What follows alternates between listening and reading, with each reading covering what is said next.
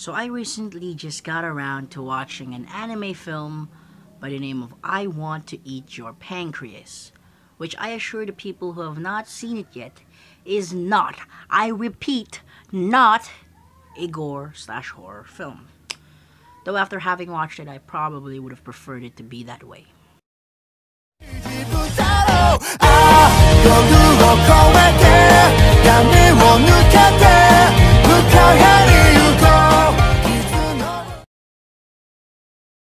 I Want to Eat Your Pancreas, a film directed by Shin'ichirō Ushijima, based on the novel of the same name by Sumino Yoru. I'm sorry if I butchered those names. Was released on September of 2018 and received a mostly positive reception. I, however, upon watching the film, didn't really share the same sentiment as others.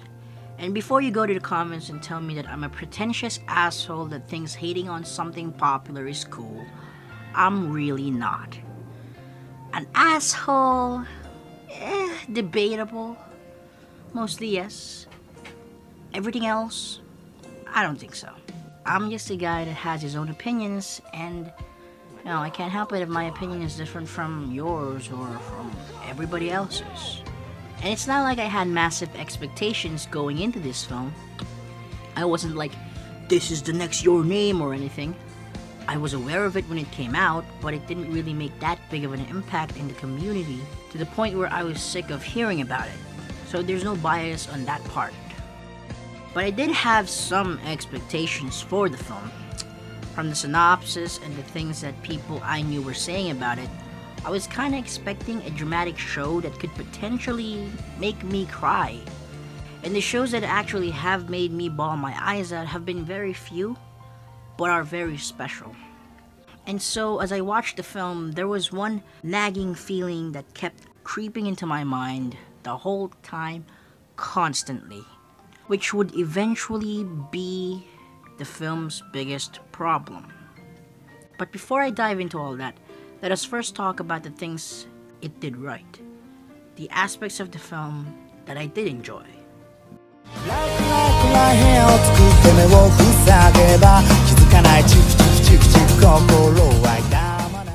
The animation. It isn't as visually striking as a Kyoto Animation's work, and not as smooth and thought-provoking as a Mamoru Hosoda film. Sorry for the name. But it did have its moments here and there. The walk in the beach, the fireworks display, the Little Prince segment. These were visually impressive and beautiful works of animation. Another one would be when the main character found out what had happened to the main female character, Sakura. As he was going up the stairs, the way it was framed, the lighting, all of it were very impressive and conveyed perfectly what the main character was feeling at that moment. The scene where the main character was crying in front of the mother was heart-wrenching and was somewhat painful to watch, and was probably the closest the film ever got to making me shed tears. I also liked the Gum Guy character and the way they incorporated his whole shtick in the story, making it a visual representation of the main character's growth as a character and a clever visual indicator of his relationship with Kyoko, Sakura's best friend, which I will talk more about later on. Now that that's out of the way, let's talk about the negatives.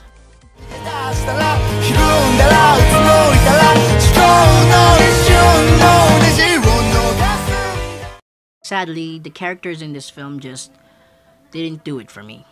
Look, I have always been a firm believer that cliché doesn't always equal bad as long as the execution is done right. In this case, however, it just fell flat. The main character is your typical male kudere, quiet, introverted, typical stuff. But aside from that, there's really nothing else you could say about his character. Sure, he does develop in the film, but that doesn't excuse how boring and uninteresting he was for the majority of it. And if you really think about it, you don't really get to see much of his change in the film because A, it's undercut by the death of the main female heroine, and B, they just flash forward to a year later while not even showing his progress and how he developed. The other characters aren't safe as well. Sakura, the main female heroine, suffers the same fate. There's no nuance to her character. She sticks to the archetype that she's given, and it makes her character bland. Quite honestly, when I think about these two characters, I'm reminded of, well, a discount version of Kosei Arima and Kaori Miyazono from Your Lie in April. And I really don't want to use comparisons like these, but I can't help it. The supporting characters. Where do I even begin? Okay, let's start with Kyoko. Again, nothing we haven't seen before, but damn, is she so annoying. Like, so annoying. I get that she's overprotective, but seriously, the hate boner she has for the main character is just crazy. Every time she's on screen, she's always angry. Angry this, angry that. It gets annoying fast. Then we move on to the former boyfriend, and you guessed it, he's an asshole. But he's not just any asshole, he's a major asshole. There was one scene in the film where he got so angry at the main character, he punched him in the face. But then Sakura arrives, and just like that, like a switch, he turns around and acts all innocent. While the bleeding main character is right behind him. Yeah. Like, I laughed so hard after watching that scene. It wasn't just cheesy, it was cringeworthy. That is some villain level shit right there. Only villains do that shit. Only villains. Only villains! The only character I actually liked was the gum guy. But he had about 3 or 4 appearances, and that's about it. Which was kind of disappointing. But also, what is even up with him and Kyoko hooking up? It wasn't established prior in the film, unless you count talking to each other once establishing a relationship. I know it's a nitpick because it doesn't really affect the story at all. But still, it was just such a weird curveball, and mind you, that isn't the only weird curveball thrown in this film. And then we move on to the major twist this film has. So at the very beginning of the film, we already know that Sakura dies because that is literally the first scene they show. So we know what her fate is gonna be. But what we don't know is how she dies. Due to this unconventional method of storytelling, the author had to obviously come up with a way to make the story more interesting, more engaging, specifically less predictable. But how can that be? Well, we already know how the story ends. How can you make a story where you already know the main female lead is gonna die less predictable? Well, it's simple, really. You just make her death feel as out of place as it could possibly get in the story you're trying to fucking tell. You can probably tell that I'm salty about this topic, but it was just so stupid I can't help myself, okay? Throughout the entire film, we were constantly reminded about the limited time Sakura has to live because of her disease. She's gonna die of the pancreatic disease that she has. But no, that shit is too predictable. So what does the author do? Make her die from being stabbed to death from, I would assume, a mugger. We don't really get to see what happened, so all we know is that she was at the wrong place at the wrong time. The problem with that is that it wasn't set up prior. It comes out of nowhere, and the tone of it felt out of place with the tone of the film. It was a curveball that curved too far in, hitting the batter in the process. And I get it. The author was probably trying to teach a lesson about how we should cherish the people close to us while we still can, because we don't know when they'll be gone. But that doesn't excuse the out-of-place tonal disaster this thing ensued, okay? But you know what? That's not even the biggest problem of this film. No, it's not. It's not the bland characters or the sloppy storytelling. It's the obsession with telling exposition as opposed to showing it.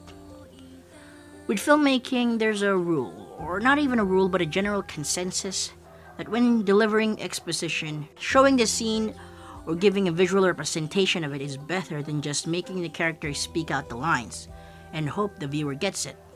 It's the classic show not tell saying. And this film is the worst offender of this. We don't get to see Sakura suffering. We don't get to see the effects her disease does to her because the film doesn't show it. Throughout the film, she constantly reminds us, the viewers, that she's gonna die because of her disease, but we don't get to see it, and that's the reason why it's so hard to sympathize with her character. It feels like she's just saying these things to trick the main character into spending time with her. Obviously, that isn't the case, but that's what it feels like.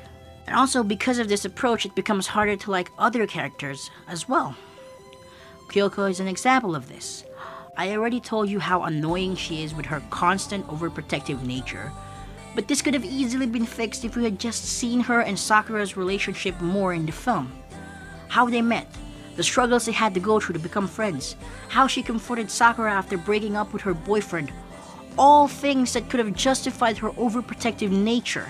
But no, all we get is a scene where Sakura tells the main character this. She just tells him this. Heck, we don't even get to see Sakura and Kyoko interact that much in the film. And it's even worse with the main character. At the very end of the film, after the credits had already rolled, we had one last scene where he goes to Sakura's grave, with a new haircut mind you, and tells her about how it took him a year to change and interact with people and potentially form friendships, bonds. We don't get to see this. We don't even get to see a quick montage of this. He just tells her. And I know, it's not as bad as it sounds. Heck, it even makes sense to a certain degree, because he's telling it to her grave. But the reason why I'm putting it here is because this scene follows a really solid ending. And it just feels unnecessary, because the ending conveys literally the same thing.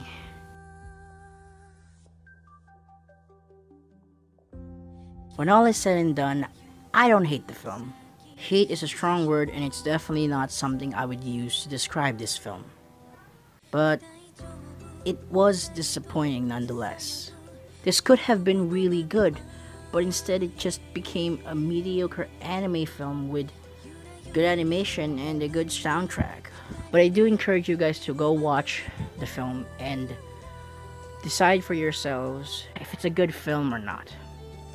These are all just my opinions, you don't have to take them to heart. This is Aaronoticz signing off. Peace.